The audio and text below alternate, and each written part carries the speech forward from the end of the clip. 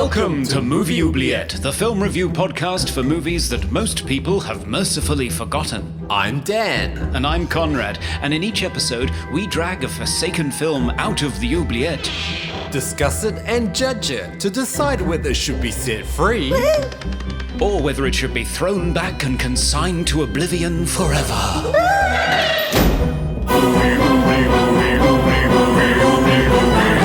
We review the films others tend to forget. Come with us and open up the movie oubliette. Greetings and welcome to Movie Oubliette, the Anglo-Antipodean podcast for forgotten fantastical films with me, Conrad, baking vegan scones in lockdown Cambridge, UK. And me, Dan, celebrating the end of lockdown with gelato in Melbourne, Australia. That sounds much better. We focus on sci-fi, fantasy and horror because we love unstoppable galactic fleets with a fatal self-destruct flaw, flesh-hungry cyborgs, and magic that was inside you all along. Oh, I hate that. Hello, Dan. How are you? Hello. I'm good. Yeah. It's progressing into summer over here. It's getting warmer. So, eating that obligatory ice cream with friends outside of lockdown. Yeah, and gelato. Yes. There's this one shop that we go to in Melbourne called The Grocer. It opens really late. You can always go there after dinner, and it's, the best. The best gelato in Melbourne. That's good. Well, here it's the complete opposite. It's plunging into darkness whilst being locked in your home with nowhere to go and nothing to do. Yay! Yeah. It's not good, but at least you're home safe and staying away from mouth breathers. Yeah. Yes. So, Conrad, any mailbag today from anyone else stuck at home? Yes. Well, we've got something from Isaac, our good friend, who's been on the podcast a couple of times now. Yes. Hey, Isaac. Yes. Hello, Isaac. He got in touch about our 31 Days of Horror bonus episode that was on Patreon. If you haven't heard that, head on over there. It's going down well. Oh, and what did Isaac say? Well, he had loads of comments. It was almost like a tweet along while he was listening to it. But I've picked out a few of my favourite bits. He says, I almost suggested The Endless for one of the episodes I was on. I've got to say, I was really in the middle of the road on it. The ideas behind it are really smart and fun, but I felt like I never really got lost in it, Still super interesting, and I definitely want those dudes to make more stuff. Yep, I agree. He also mentioned we have Tubi over here too, the streaming service that you were relying on for some of the titles in your 31 Days of Horror. And he says, and it truly is a disaster of a streaming service. Like, how do they even find these movies to license? I was watching a YouTuber and she was going through a bunch of Tubi movies that she actually would recommend. And the choices Americans have is far greater than the choices we have down in Australia. So I feel like we definitely got the short end of the stick in terms of the movies. Okay, you've just got the dregs over there. Okay. Yes. Anyway, so Isaac says, thanks for the bonus episode. It was a really fun listen. So thanks for that, Isaac. Thanks, Isaac. We also heard from Serge of Cold Crash Pictures on Burnt Offerings. Hey, Serge. Of course. Hey, Serge. He says, I've seen Burnt Offerings twice now, and both times I couldn't dial into its specific wavelength. I don't think I experience any of the fears that it dramatizes: middle-class malaise, rental properties, outdoor swimming pools, etc. Not things that keep me up at night, I guess. But I will say that I can at least appreciate its artistic intentions, the soft focus, the mercurial performances, the nihilistic ending, etc., after listening to the latest episode of Movie Oubliette, which features one of the best Burgess Meredith impressions I've ever heard. Yes, it's so spot on. Yes, Scott Drevitt, our special guest from The Daily Dead, did an amazing impression of Burgess Meredith, and actually his Oliver Reed was pretty good too. So good, yes, yeah. Would you, Marion? Would you leave, Marion? It's so good. You're not bad yourself, actually, Conrad. I got into it after a while, but only through listening to Scott's, funnily enough. Oh, right. I thought it was really good. And finally, when we were talking about Night of the Living Dead with Megan, we also put a question out on social media about what's your favourite Tony Todd character, because he's played so many great roles Yes. in horror movies and sci-fi movies. Clone Poster said Kern, which is Worf's brother in Star Trek The Next Generation, and I totally forgot about that role. But he is amazing as a Klingon. I don't watch Star Trek, so I can't No. relate. I'm sorry. No, he's amazing at it. He's really menacing and tenacious. Yeah, he's really good in that role. Also, Grange, was it Grange in The Crow? I forgot he was in The Crow. I saw The Crow so long ago. I know, me sort of too. in my teenage years, so it'll be interesting to revisit that, actually. It would be, yeah, it would be. I'd forgotten he's in it, but apparently he's amazing in it, which I can easily believe. We also heard from Rowena Kirkpatrick, who said it has to be the charismatic, hypnotic, and handsome Candyman. Exquisite. Yeah, it's such an iconic character It really is. in horror. So amazing. Yeah, oozes hypnotic charisma in that film. It's so good. And Dave C. Film Geek said, I should say Candyman, but for real, it's the mortician in Final Destination 1 and 2. And I'd forgotten about that too, but that's a great role. Wow. Again, movies I saw a long time ago, I need to revisit them. Yeah. I did have fun with them. I love the sort of trashiness of the Final Destination movies. Yeah, I remember when I went to see the first one with my brother, and afterwards we were terrified for a day or two. When we were turning light switches on and plugging things into sockets, we'd be checking there were no loose wires, or we weren't standing in a puddle, or There wasn't some sort of Rube Goldberg contraption set up. Yeah. Bowling ball over our heads somewhere. Yeah. No, it did. It made us really paranoid. It was really good at sort of making you realize how close to death you were. But then as the series went on, it just got ridiculous. Yeah. It ran with it. It ran with the ridiculousness. And it was fun. So yes, thanks everyone for getting in touch. Do follow us on our socials, Movie Oubliette everywhere, and email us, movie.oubliette@gmail.com. We love hearing from you. So, Conrad, what do we have in store today? Well, let me amble on over to this oubliette and find out. Lift with the knees. Health and safety. Oh, I seem to have fallen into a swamp. That's peculiar. And there are these weird half-man, half-robot things running towards me. Abominations. And they have shears. Okay, I've found a movie. I'm coming back. Don't leave me, Orin. Hope you didn't get bitten by anything weird. No, fingers crossed. What do you have? I have the 1985 animated science fiction movie, Starchaser, The Legend of Orin. First animated film that we've ever discussed. Wow. We should have done one sooner than this, shouldn't I we? know. I mean, could you count Mirror Mask as animated? Kind of? Yeah, I suppose it was. A lot of it was computer animated. Yeah, that's Yeah. true. All right. It's certainly our first traditional animation. It's Yes. directed by Stephen Hahn, written by Jeffrey Scott, and starring the voices of Joe Colligan, Carmen Arganziano, Noel North, Anthony DeLongis, and Tyke Caravelli. Right. What happens in this film? Well, Starchaser is about a young, blonde, naive boy called Orin who grew up as a slave underground where generations of humans mine crystals while being whipped with lasers by their evil robot overlords. One day, Orin discovers a magical sword and sees a vision of an old wizard who tells him there's a world above, and that if he can find the blade that goes with the sword hilt, he will find his freedom.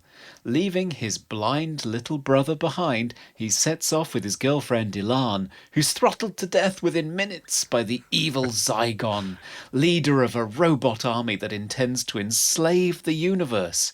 Now Orin must team up with roguish smuggler Dag Dabrimi, effeminate artificial intelligence Arthur, and a stubborn princess Aviana to prevent Zygon's plot, free his people, and discover a magical force that was inside him all along. Oh, okay.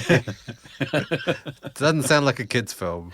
No, definitely isn't. I can tell you that because this is a film I watched as a child and I'm quite excited to talk to you about it. And even more exciting, we have somebody who worked on the film to talk to in this episode. Oh, yes? Who's that?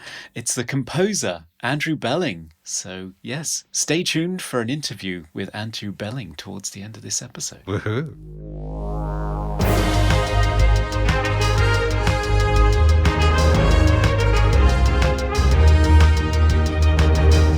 Okay, we are back to talk about Starchaser, The Legend of Orin, a film I'd never seen, our first animated film to discuss on the pod.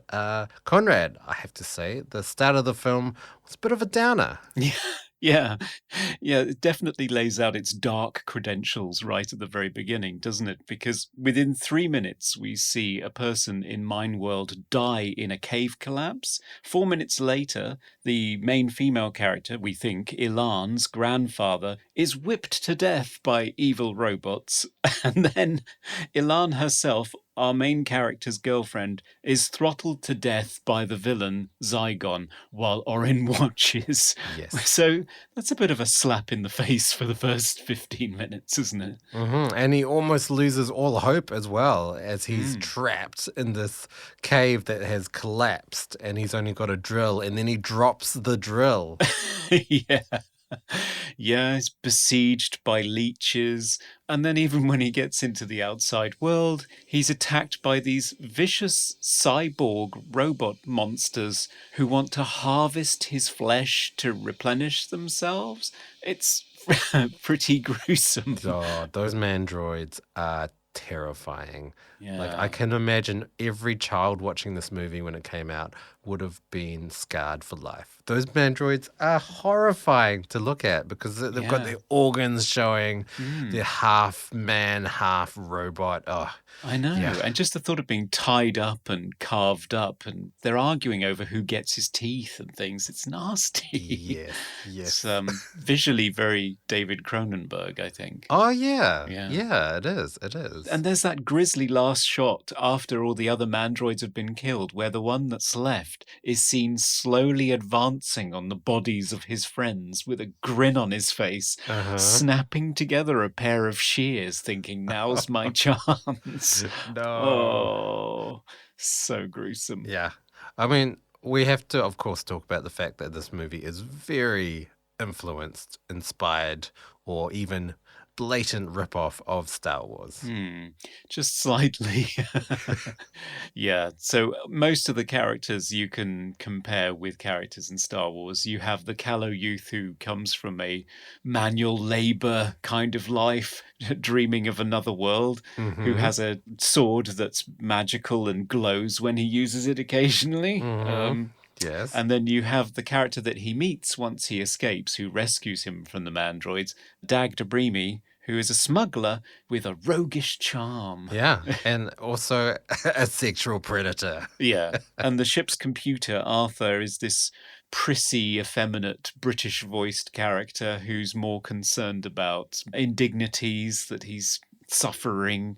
So he's basically C-3PO, but the desktop version. Yeah. I mean, I would say there are obvious comparisons with C-3PO and R2-D2. But in this case, R2-D2 is Silica, who is a very, very sexualized female robot. Yes, not the movie's finest moment, I don't think. So Silica is a robot who works as an administrative underling. She's basically a secretary in the mine that Dag Dabrimi is robbing at the beginning of the movie. And he grabs her, uses her as a inhuman shield, takes her aboard his ship, and then when he finds out that she doesn't have a character that suits him, he tapes up her mouth, bends her over his knee, rips open her bottom, and fiddles around in there, and then reprograms her to be more compliant. And accidentally, she also finds him attractive and thinks that he's the only thing that matters. So, Yeah. yeah, in terms of female representation, it's not good, is it?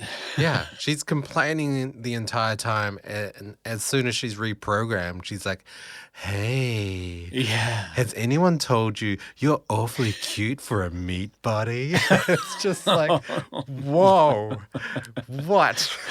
Yeah, he basically turns her into a sex slave. Yeah, and then he tries to sell her off to a slave trader. Yeah. I mean, talk about emotional I abuse. know, she really goes through the mill, and it's so bad when she even saves his life a couple of times later in the movie as well. So, yeah, it's not good. And even the ship's computer is sexist towards her because when she's repairing the ship and trying to repair him and save everybody, he's complaining about the order that she's doing things in and says, "In a minute, you're going to be putting up curtains." I Ugh. mean, Yeah. oh, Has not aged well. And no. also, so many butt shots of her. Ah. Why are there so many butt shots? Just constant shots of a sexy robot butt. And I just so startled seeing so many of them. Yeah, and there's even that scene later on where she's used as a distraction for other robots. Oh, Which yeah. I don't understand. Did you get that scene?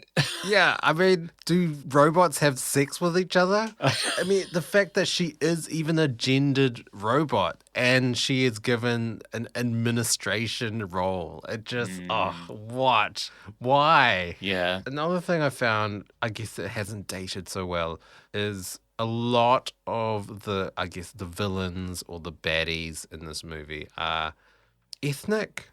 Or given more ethnic attributes, like the smugglers in the desert, they are they got the bad end of the stick in terms of how they look. They've got hair growths in the weirdest places. They don't have any teeth. And yeah. Yeah, it reminds me of Team America World Police, where he goes undercover in the Middle East and just glues random tufts of hair all over his face and just says, "Durka, Yeah. Durka, Durka." Yeah. Oh, no. It's not good. I'm also surprised by just how much violence is in this movie as well. Even the butler, I just didn't understand how. So the butler robot, for some reason, has a very, very powerful weapon that shoots out what looks like a lightning bolt and just annihilates other robots. What? It's really useful around the house, obviously. Yeah. I guess incinerating dust Or rats. I don't know. What's I it don't used for? Yeah, you wouldn't want to piss him off anyway, that's for sure. Yeah. And that other scene as well with the smugglers in the desert, and they almost get double crossed by them. But they put a bomb in the chest of gold, and then they drop the bomb on top of the smugglers, and then the biggest explosion you've ever seen. Wow, it's atomic. It really is. And you would have thought they would have been more careful about the yield because who knows where he would have parked with that thing. I know. Would have destroyed a country. Yeah, quite possibly. Yeah, that's quite surprising, that one. Yeah, so much violence in this film. Yeah, it is a pretty violent. I mean, not only the mandroids right at the very beginning, and the fact that the main villain throttles to death what appears to be a main character right in front of you in the first act. There's just lots of casual violence, particularly against, well, not only the mandroids who, when they get shot, they explode, and it's not like Star Wars, like there's a shower of sparks and people fall over. It's quite fluid and liquidy and gross what's going on there. Oh, the deaths of the mandroids was, again, just traumatizing because they accidentally kill themselves with the invisible blade hilt sword thing. And it's quite hard to watch. Like, I mean, one ends up impaling itself on the sword and you just see all this blood gush out of him onto this invisible blade. It's pretty gruesome. Yeah. I can imagine so many children scarred from that scene.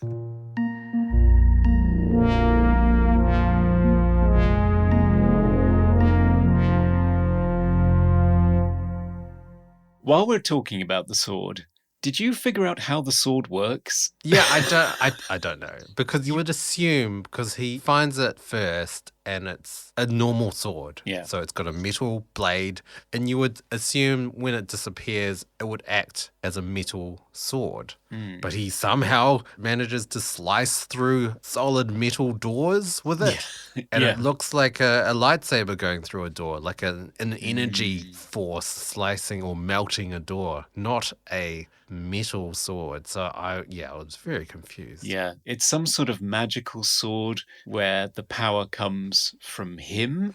So they kind of establish that he needs to be holding it, because when Zygon takes the hilt off him towards the end of the movie and starts swiping it at him, it doesn't work. And yet it does work for the mandroids when he's tied up Yes. and he needs them to sort of wave it around in front of the ropes to make it release him. So I don't understand. Yeah, and also at the end as well, spoilers here, he just has magical powers. And so he can cure a blind boy by Yes. just touching his face. Okay. Yeah. He conjures up the sword to fight Zygon, but he's just holding energy, I guess. I mean, Yeah. if he's holding it, shouldn't it be cutting him? I don't know. It makes no sense. Yeah, he just forms a hilt in front of his groin and then this magical shaft of light appears. It's all very... Yeah. Mm. Yeah.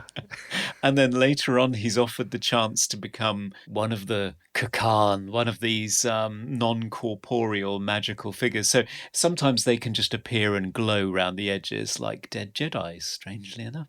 But sometimes they just fly around as these glowflies with this really irritating, oscillating synthesizer noise on the soundtrack as they're flying around. But he turns that down because he'd rather stay physical for a few decades. Yeah. Presumably just to bone Alviana. I don't know.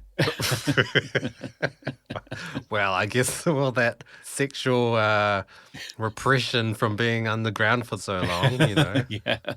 Although he seems quite naive about sex, actually, Orin. I remember there's that scene where after the ship has crashed and he's taken in by Alviana, the princess, she's sort of a Princess Leia character. He wakes up in her bedroom and her robot butler, Mizo, is there. And Orin says, "Where am I?" And Mizo says, "You're in the most heavily guarded bedroom in this star system, so don't get any ideas." And Orin says, "Ideas? About what?" So clearly the idea of being in a lady's boudoir means nothing to him. Yeah, I mean, he is pretty naive, even about robots. He doesn't even know what a robot is, even though he's been enslaved by robots his whole entire life. Yeah. I don't know. There's even a scene where a patrol is coming and Dag says, "Oh, watch out for the patrol." And he replies by saying, "What's a patrol?" Oh, come on. He's not that bad, is he? Yeah, he's pretty naive. He even does that thing where he participates in an auction without really understanding how auctions work and just keeps bidding. Yeah. Completely unaware that he has to pay for it. It reminds me of the episode of Friends where Joey wins a yacht because he thinks he's trying to guess how much it costs. Oh, yeah. Exactly. Yeah. He's ridiculously innocent. But strangely, after sort of the second act, where they go on a range of strange adventures on strange alien worlds, and it becomes fairly episodic. But the third part of the movie is a straight-on sci-fi action with an alien invasion and spaceships and lasers and explosions, and it's all very exciting. And for that portion of the film, he suddenly turns into this very determined, pragmatic figure that takes charge, and he's not even following behind Dag Debrimi anymore. He's not listening to him. He's forging ahead and stabbing robots with his invisible laser sword and cutting through 8-inch steel doors and striding down the corridor with his shoulders set forward and his fists clenched.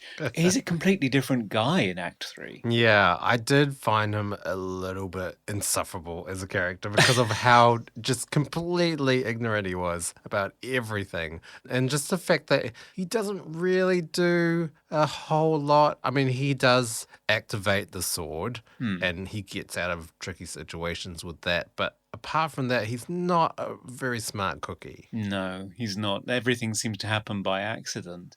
And maybe it's just because he's this prophesized figure. Isn't he supposed to be an ancestor of the Kakan or his Yeah. reincarnated version of this guy that took down the evil Nexus robot last time it tried to take over the world?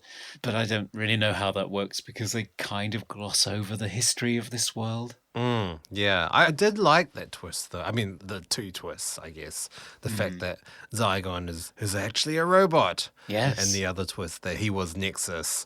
I guess as an adult and watching many films similar to this film, I wasn't that surprised, but I can imagine like watching it for the first time as a kid being like, whoa, that's crazy. Yeah, I don't think I was too shocked either when Oh, really? part of his face was cut off and there was a metal skull underneath because, you know, I'd seen the Terminator and the iconography is very similar, I think. Right, Certainly yes, the yes, visual yes. design of it where you can see like a red eye glowing and you can see his metal jaw and the pistons moving as he's talking. I kind of like it though. Although it has to be said, it is a revelation about the villain on a gantry overlooking a sharp drop, which is very similar to another movie.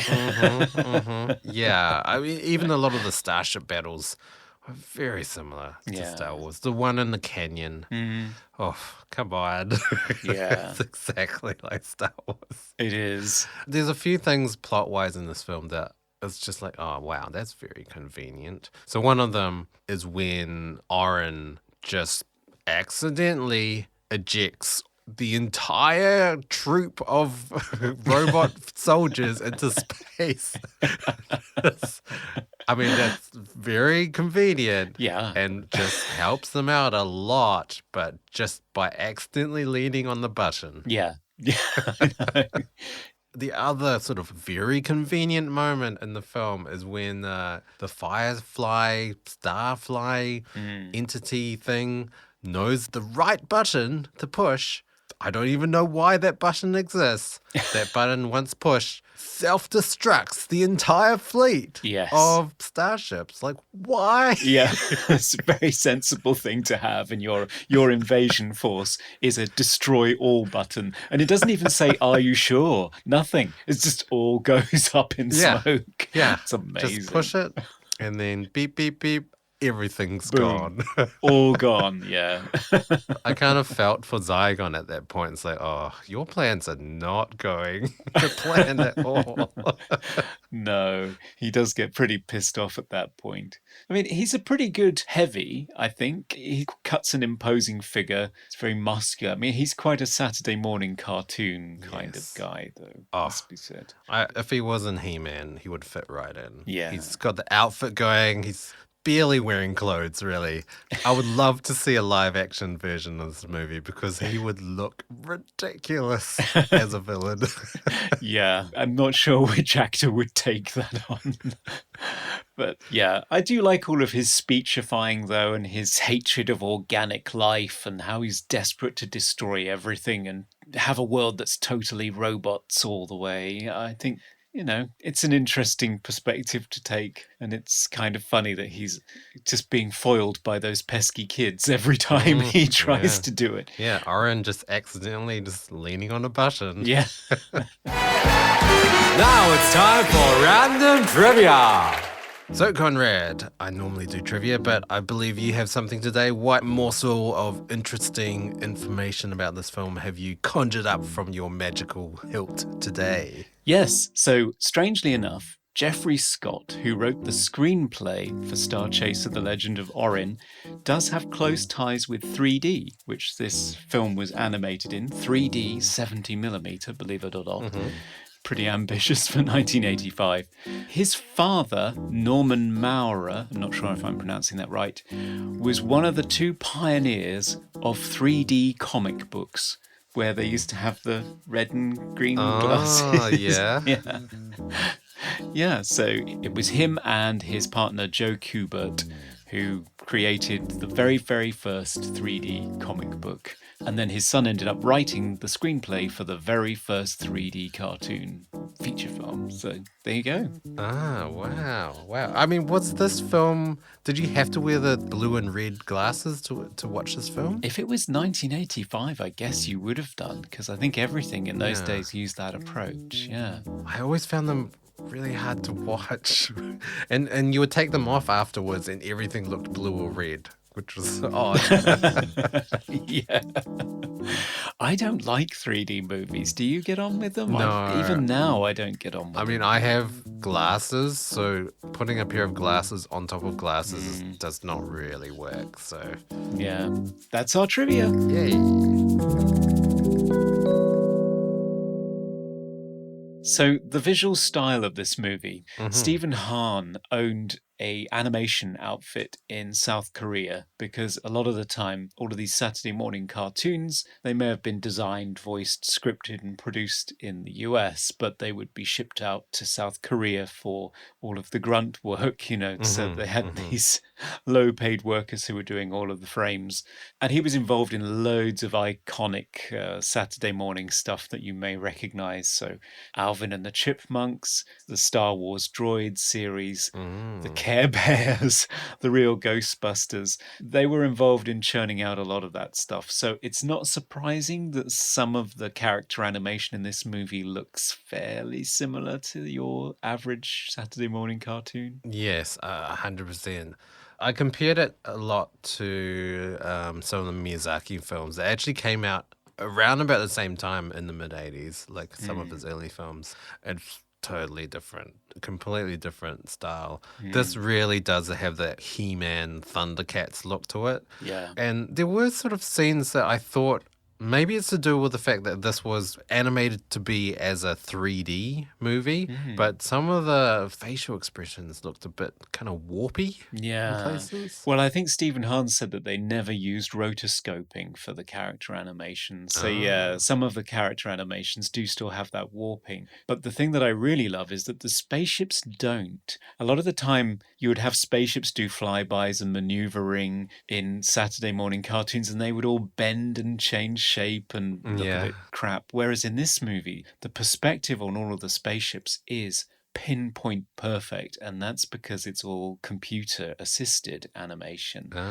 which is pretty amazing for 1985. I remember as a kid seeing the trailer for Starchaser, The Legend of Orin on some VHS that I'd rented out, and some of the shots in it with the Starchaser flying overhead and knocking robots' heads off, and I was really blown out of my seat by it because it actually looked correct from a point of view of perspective and proportions. Yeah, it looked pretty incredible to me. Yeah, I think it was also aided by the backdrop illustrations of the city and the planets and the galaxy and stuff. They looked so good, so detailed, so full of life. Yeah, it's pretty impressive, and it's not the sort of backdrops that you would get in Star Wars, I don't think. I mean, certainly Toga Togo, the wretched hive of scum and villainy. No, I don't think it's called that. I think actually it's called The Thickest Den of Thieves. Yes. But anyway, it reminds me much more of Blade Runner, that sort of wrong side of the street, neon lit, full of prostitution and so on. So it's smugglers and fortune tellers,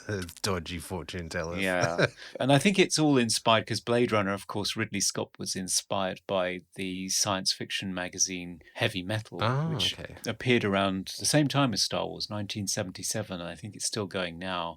Probably that's where the film gets a lot of its visual influences. I think it was also where it gets some of its fairly puerile and childish attitudes towards sex, because I think Heavy Metal had some of those aspects to it just to sort of make it a bit more edgy, a bit more adult. But its attitude towards women, it was sort of objectifying them. Yeah.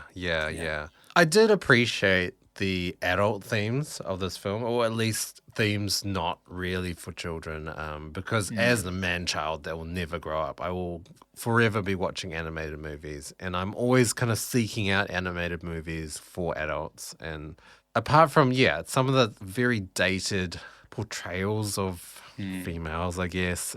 I liked the fact that there was death. They didn't try to glaze over death at all. It was just quite a lot of death in this movie. Yeah, there was. Yeah. So it was quite startling as a kid. I mean, you'd had dark animations before. I think in this country, certainly Watership Down was quite famous for that. I don't know if you've Yes. seen that. I haven't, but I know all about it. Yeah. Yes. So that animation outfit also adapted Raymond Briggs's When the Wind Blows, which is about an elderly couple trying to survive in the aftermath of a nuclear strike that's destroyed most of the UK, and you just watch them slowly die of radiation poisoning. Great. And then, yeah, exactly.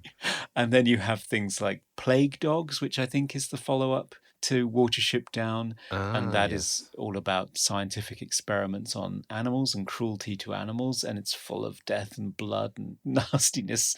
So there was kind of this dark tinge to animation, sort of a reaction to the Walt Disneyfication of the animation scene in the early 80s that's quite fascinating. And I think this plays into that, but it's the Star Wars version of it, which is catnip. Anything that looked like Star Wars, like a space opera with spaceships and lasers, was just catnip for kids of my generation. Yeah. Another adult thing I kind of liked was the swearing. I was kind of surprised by that as a kid when I came across it. To hear Dag Debrimi suddenly shout, "Don't just sit there, Arthur, blast those bastards." Yeah. Oh. Don't get that in Star Wars. Oh, yeah. Another aspect of the adult themes, that torture scene with Dag. When Zygon threatens to, I guess, shoot a laser through his head, he says, "Try to imagine a meat hook the thickness of a human hair slowly thrust between your eyes and penetrating your skull." Wow. Yeah. Wow. And Dag Debrimi says, "I'd rather not if it's all the same to you." Yes. And then that's followed by just screaming. Yeah. Oh, wow. That is another sort of traumatizing scene there. Yeah, it's basically Han Solo being tortured in The Empire Strikes Back, but at least Well, this yes. time you get to see what's happening to him rather than just a few sparks and then cut to outside. Yeah.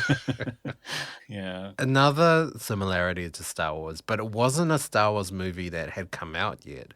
The death of Zygon is very similar to the death of Darth Maul from Phantom Menace. It is. And Darth Maul's look as well, I think, is not dissimilar from Zygon. And then you have things where somebody's using a lightsaber to cut through a very, very thick metal door. Yes. And then you have a robot army that's invading. And then you have a fleet of spaceships that are all blown up and disabled by a single action being taken. And you think, hang on. Did George Lucas watch Starchaser, The Legend of Orin, possibly whilst consulting with his lawyers, and forget about it and then write the script for The Phantom Menace and copy large chunks of it? Because he thought, well, you take me to court and see how well you do. Right. Yeah, there's a bit of cross-pollination going on. Maybe. Yes, I agree.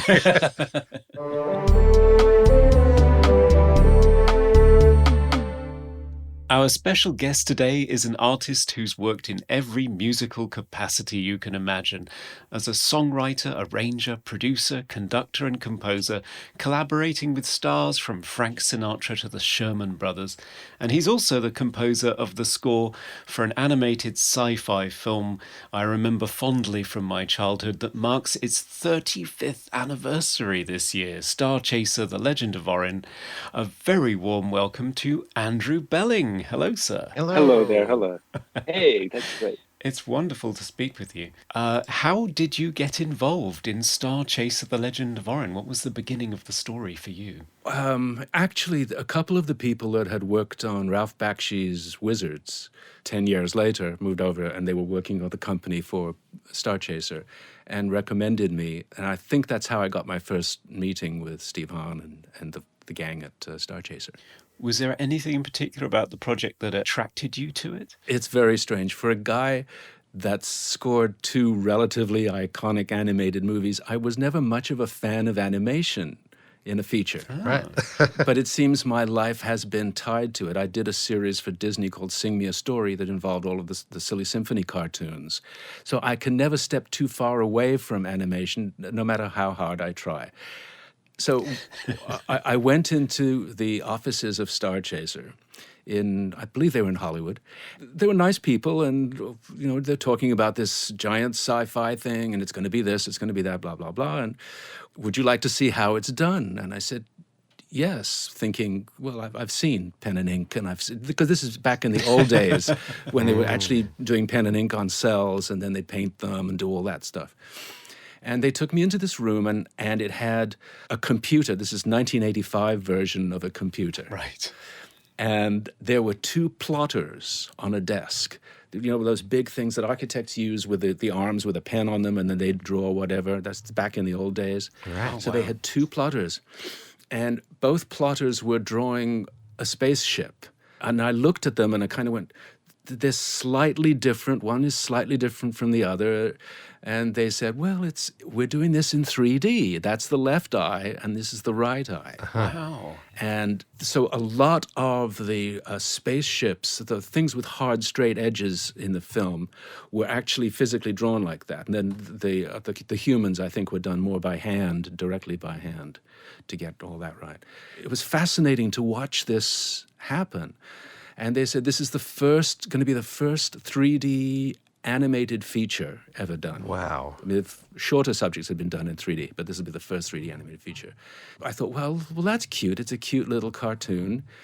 And then he said, and it's being shot in 70 millimeters with ultimately 6-track Dolby surround. Wow. My little head went, oh, yeah, okay. So that was sort of the beginning of the relationship with the folks over there. Wow. That's so interesting about the 3D. That must have been so time-consuming. It was time-consuming, and back in those days, again, before all CGI and all of the computer stuff that they do now, Pixar and so on, you would do pencil tests of the scene. Mm-hmm. And if everybody liked the way it played, then you'd send it to ink, and then they'd ink the cells, and then if that was okay, then they'd paint them, and so on and so forth. So there are 2 or 3 steps in the process to getting a finalized scene. That's in 2-dimension. Yeah. In 3-dimension, obviously, you're talking double that. Wow. Yes. And so it becomes a very fascinating project, especially, it's easy if pen and ink is in room A and painting is in room, B and so on and so forth. Mm-hmm. But a lot of the animation was done in South Korea. Steve Howland had a massive facility there. And so what was ever drawn in Hollywood was shipped to South Korea and then shipped back.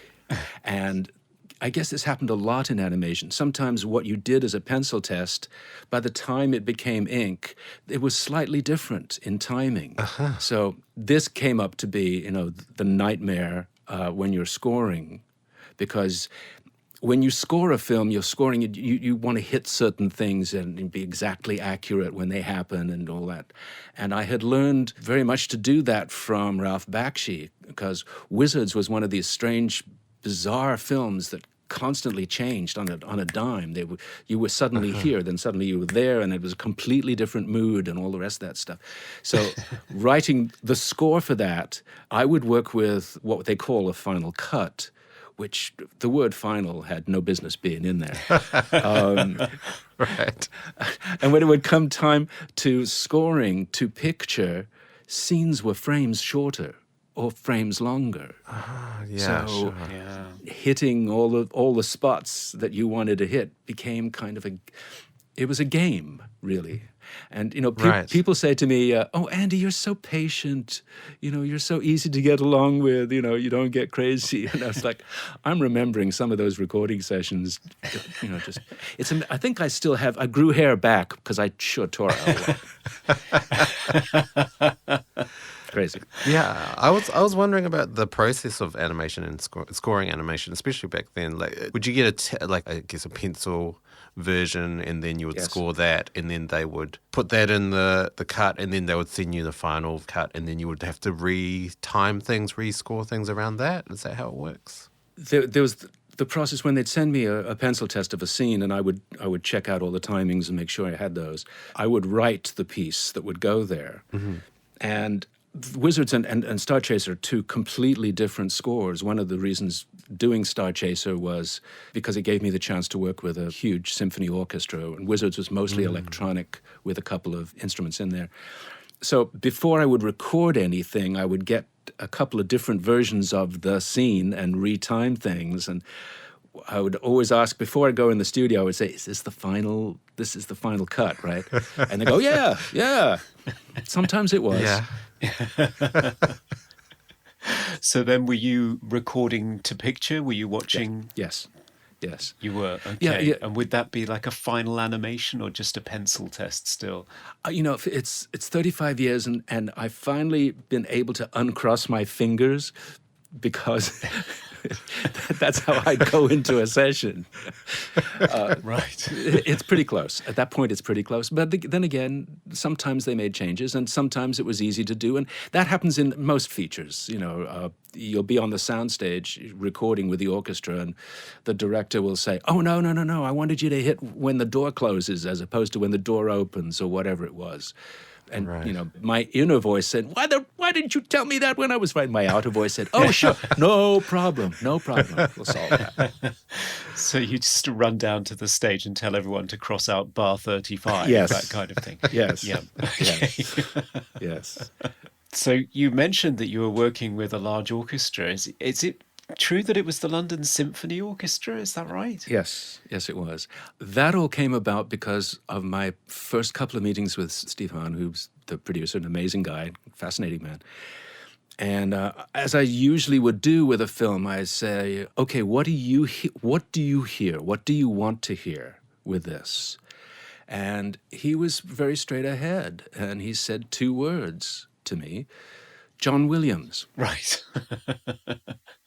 I mean, he didn't have to say much more than that. It's like, oh, I get it. I mean, when the film came out, it got a lot of drolling because it's similar to Star Wars in some of the structure of it. You've read all that stuff.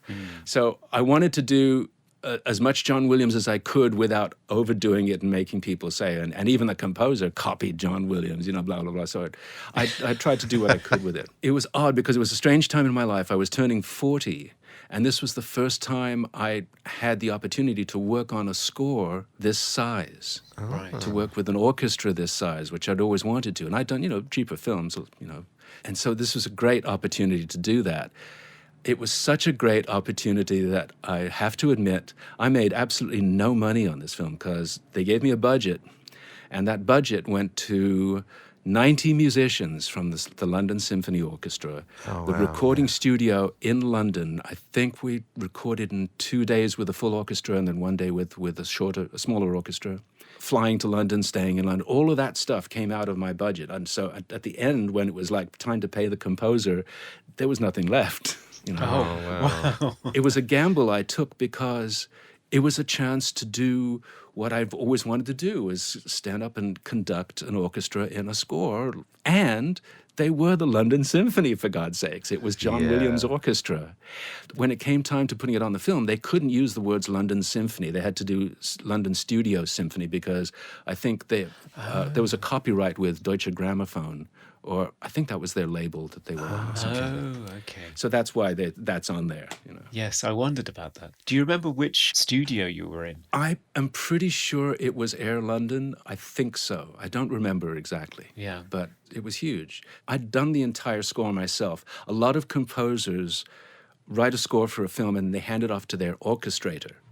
John Williams did that all the time, and he and his orchestrator worked brilliant. John Williams is my god, to be honest with you. He just is. Yes. He's the best film composer that ever lived.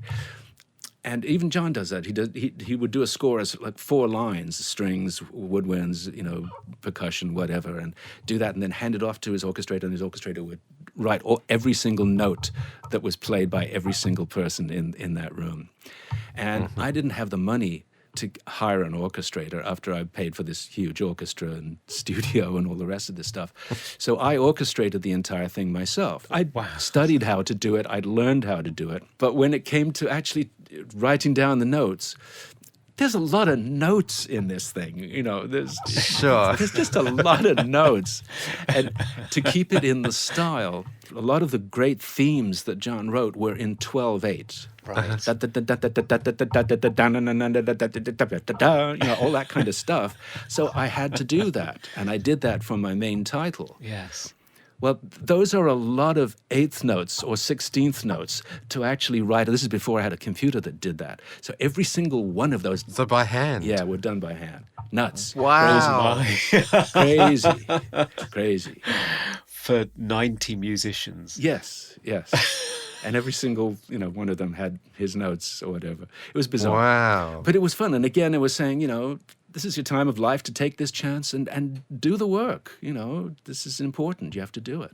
So I'm very, very grateful to Steve Hahn for allowing me to do it, you know, and suggesting it. I can now imagine you losing hair every time there was a change because you have to notate by hand all the changes for a full orchestra. That's Yes. wow. Yeah. Impressive. Yes. And it's not as though it's one of those scores where it's underscore or there are patterns that are just repeating for long periods or Right. there are sections of the orchestra that are all playing the same thing. It's a very intricate, boisterous, flamboyant score with lots and lots of different themes and very intricate. So hats off to you because you didn't take any shortcuts. No, stupidly, because I didn't know that you could. You know, I learned that after the fact, you know, talking with friends of mine who are composers, you know, who said, well, you repeated that section, didn't you? And I go, no. Well, you could have put repeat marks around it and you have twice the length, you know. So it's amazing the stuff you learn. With this score and also with Wizards as well, there is a significant amount of electronic music throughout. Right. What's your sort of experience with synthesizers and working with synths? Wizards was the first time I worked with synths. I found someone that was a Yamaha rep. The first day of recording at a little studio in Hollywood called Hollywood Sound. And I walk in at 9 a.m. Now, I wrote out the entire score. I knew where everything was going to be, but smart enough to know this can change. You know, who knows what's going to change. So I'm thinking about this, and I walk into Hollywood Sound Studios, and there in the entryway are these giant wooden boxes. And I'm wondering what the hell this stuff is. And I walk in, and there are keyboards all over in the studio. And these are instruments I have never seen. I have no idea what works where, what plugs in where, what all these little knobs are. There was one that looked like, you know, like one of those old-fashioned phone answering machines where you plug in the plugs into the like different... a modular synth. Yeah. Yes. Yeah.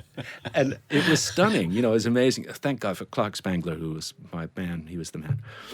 And so a lot of me working on the score would be looking at the picture, looking at what I'd written, and then saying to Clark, okay, can you give me some sort of a meow, meow, meow kind of a sound? And he'd go, all right. And he'd try this, and then he'd try that, and then he'd try something else. And I go, whoop, that one's perfect. So I'd play that melody line, and then we go back to the beginning, and I said, there's the moon that comes up here. Can you give me like a whoop, whoop sort of kind of thing? and he'd plug this and pull this out and pull that in. That's it. And I'd play that line. So that's kind of how the score happened and came together. A quick side story. They had the first screening of Wizards at 20th Century Fox for everybody. The film was finally finished, and everybody on the lot was great about it. They had no animation department at 20th Century Fox at all, so they didn't know how to handle the film, which is interesting. And they had no idea it was going to be what it turned out to be historically. But they had a screening. Yeah. And at the end of the screening, I still wasn't sure that the music was right for it and that I had made some right decisions. It was okay. When people would walk up to me, I'd get ready to kind of either defend myself or offer something. Right. But this guy walked up to me, a guy with glasses, and he shook my hand and he said, "What were the synths that you used on this sequence?" And I said, I knew them then. And I said, "Was this and that and the other thing?" He said, "Oh, those are really good. I like those." He said, "Oh, by the way, my name's John Williams." And I said, "Oh, John Williams? Wow. Lost in Space, John Williams?" He goes, "Yes." And I said, "Oh my God. Oh my God. You are amazing. You are wonderful." I said, What are you working on now?" And he said, "Oh, a little grade B science fiction film in England called Star Wars. Probably won't do anything." I wished him well. But he was lovely. I mean, he was absolutely... And the rest is history. Yes, the rest is history. And I wish you guys well, and you'll have a wonderful... Your lives will be wonderful after this. Well, thank you so much for talking to us today about Starchaser and for sharing so many wonderful memories of it. I'm sure our listeners will really enjoy listening to it. Thank you. Thank you for inviting me. I really appreciate it. And you guys are great. I hope we get a chance at some point to meet. It would be really wonderful. Yes, yes. When this COVID craziness is over and done with. Yes. Yes. Thanks again, and bye for now. Thank you so much. Bye-bye. Cheers. Cheers. Coming to you live from the Movie Oubliette Theatre, it's the prestigious Mobley Awards. It's the Mobley Awards. It's where we mine our favorite energy crystal parts of the film in a number of magical soul sword slicing categories. Best quote. I said before I love Zygon's speechifying. He has many great speeches, but I think my absolute favorite is thousands of years ago, on some obscure planet, a primitive chess computer was the first inorganic mind to beat man. In a few hours, I will be calling checkmate in the last such game the humans and their kind will ever play. Oh, Wow. how poetic. Yeah, and I just love the earth burn that goes in there as well. It's like some obscure planet. It's obviously us, but yeah, we're a footnote in history according to Zygon or Nexus, whatever he is. My favorite quote, probably not as profound, but it's when one of the human miners is trying to warn Orin, never dig up. Up is hell.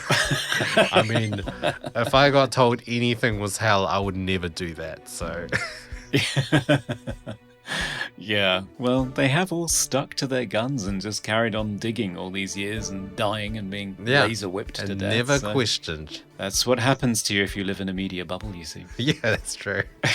Best hair or costume. I think it would be obvious to nominate Zygon because, yeah, he just looked very fabulous. But I really liked Aviana in that scene where she rides up on the horse and she almost looks like Spartan in how she's presented. She has like a white dress / tunic underneath with like a golden breastplate and this very Spartan looking golden helmet. I thought it looked really cool. Yeah, and isn't she got a falcon as well or something? Yeah, she does. Yeah. Yeah, that's cool. Yeah. How about you? I was going to say Zygon because I just love his look. The extreme receding hairline with fulsome black hair on the back of his head, the impractical red and black dominatrix costume with enormous shoulder pads. And what I love about it is at the bottom half, he's just got these 2 strips of red cloth that are sort of like floor-length tea towels tucked into a waistband. So he's showing a lot of thigh. And you think, so if much he leg. falls over, he's going to be mooning everywhere. It's a pretty risky costume. So as you said in our main discussion, if it were played in real life by a real-life actor, they'd be nervous the whole time they were on set, definitely. Yeah. Most 80s moment. Well, following on from Zygon, I have to say, muscly men in skimpy costumes in a cartoon, I think is very 80s. I'm thinking of Thundercats, He-Man, G.I. Joe. Yeah, it does feel like the most 80s thing in this movie. Right, yes. I would agree, but I would also add the fact that 80s, for some reason, was obsessed with robotics. There's so many like Terminator, RoboCop, but if you think of cartoons, there was The Mask, Transformers, Robotech, Oh, yeah. Centurions, Voltron, especially kind of hybrid robotics as well, like with Centurion and this movie, like things that were half human, half robot.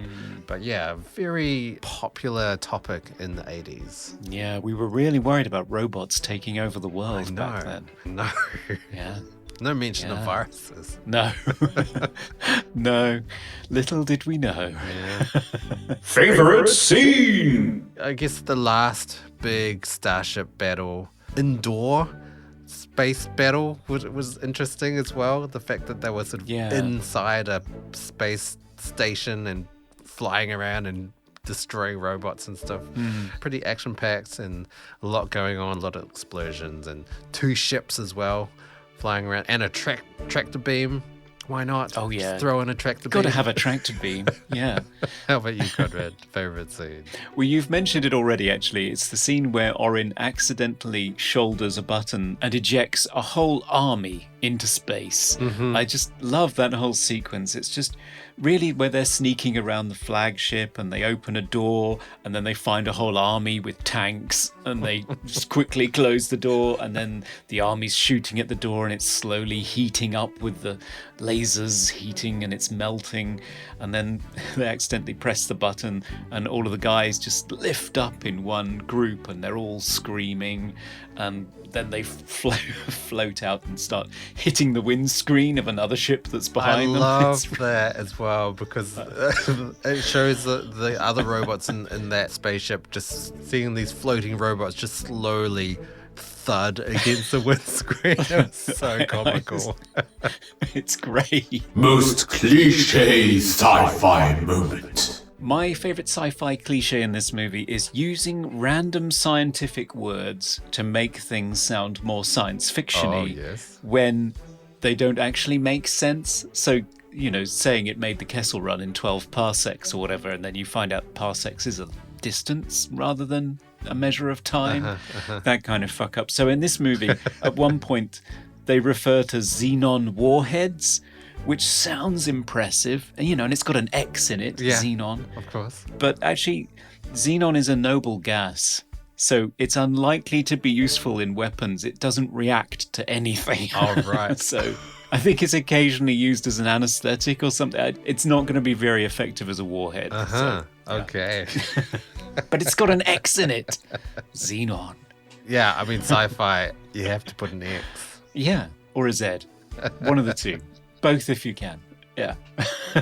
I maybe it's not a sci-fi cliche, but getting out of impossible situations with the help of some sort of creature. So in this case, the starflies or whatever they're called. So he's like, I need the hilt, and so it just buzzes off and gets the hilt for him. I don't know how it holds the Yeah. hilt when it's a light. I'm not sure. Yeah. but also in It does struggle. It bumps into something. yeah, that's true. And also, obviously, I mentioned before the scene where it knows exactly the right button to push to blow up every single ship. So yeah, that sort of cliche, using a creature or entity to get out of impossible situations. Yeah, always happens. Best special effect. For me, I think it is the invisible blade. Oh, right. And Okay. specifically the Mandroid sequence. I think it is the scene where the blood seeps out and starts to pour down this invisible blade and sort of conform to the shape that you can't see. And even as the Mandroid rolls over and falls down, the hilt stays in the right position relative to where it would be on top of this blade. I don't know. I just thought that was really cool. Although the spaceships are probably a very, very strong runner-up. I love the spaceship. Yeah, the spaceships were great. My favorite effect was when the spaceships went into light speed. I know it's probably blatant ripoff of Star Wars / Star Trek. The light trails looked really cool, and when they would zip Yeah. away, and then when they were arriving, there was still that sort of light trail behind them, and maybe not so much of an impressive sound effect, because when they arrived, it was like a zip Yeah. sound. Like, Yeah. is that the sound of a huge spaceship arriving? Favorite sound effect. Well, I've almost mentioned it already, but it's the scene where the robots are hitting the windscreen and there's that lovely, dull, metallic clunking noise such from a the good other side sound. of the glass. Yeah. I love that noise. It's so perfect and so funny. Yeah, you just want that sort of glass sliding sound Oh, yeah. sometimes, maybe. Yeah, and that would have been great. Yeah. My favorite sound effect. So it's a sound that I would like explained, actually. So it's every time the spaceship, so the Starchaser, the goody spaceship, every time it seemed to land, take off, reverse thrust, and there's even one scene where he just pushes a button and it makes that sound. And I can't really even replicate it with my voice, but it's like a sound. I don't know what it is, but I don't really understand where it's coming from as well, because it's been used in different situations whenever I hear it. So yeah, and it's a sound that I've heard somewhere, whether it's Star Wars or Star Trek. I've heard somewhere else. Yeah. Most funniest moment. Well, you already said it. It's it's a scene with the robots in space just slowly hitting the windscreen. It's so funny. It's hilarious. Yeah, it is good. My favorite is another robot scene, which is where the Starfly flies into the head of a robot and then it Oh, yeah. blows its own head off, trying to get rid of it. That was actually my runner-up for sound as well, because I love the echoing metallic sound as it's rattling around. Oh, right. Yes. Yeah. And that's our Mooblies.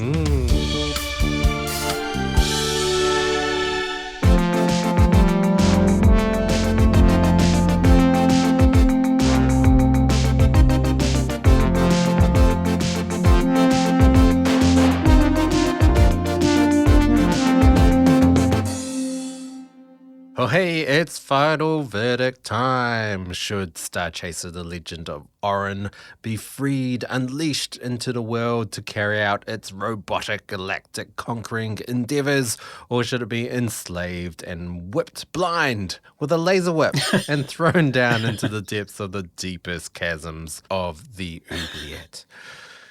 Conrad, childhood film of yours, what were your thoughts? Yeah, it's one of those VHS videos that I went back to. It's pretty trashy, but I mean, it's got spaceships and lasers and robots and explosions and a hero that saves the day. So as a kid, it was just catnip to me, and I loved it.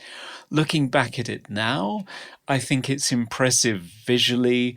I think the fledgling computer-aided design of the ships is amazing, and the way they did it with the two plotters, I thought, yeah, just incredible the way that they did that.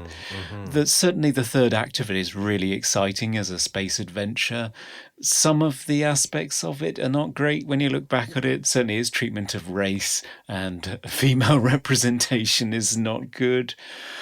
But Nope. I still think it's a good time. I mean, I still like watching it. When it came out on DVD, I watched it again, and I was very excited to hear from Andy Belling that the film is available on Amazon Prime in 5.1 in America. So, yeah, I would still recommend that people check it out. I think it's pretty fun. What do you think? Yeah, I think you can criticize this film. You can criticize every inch of this film. Like, it hasn't aged well in many respects.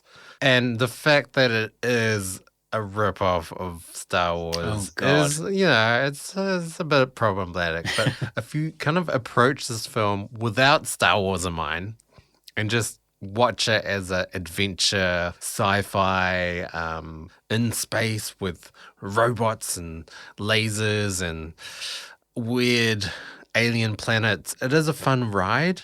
I think young people would really enjoy it. I did appreciate the adult themes, and for me, I'm always looking for animation for adults. And yeah, I don't know. Like, every part of me wants to say that this movie is bad, but I still had fun with it. Yeah.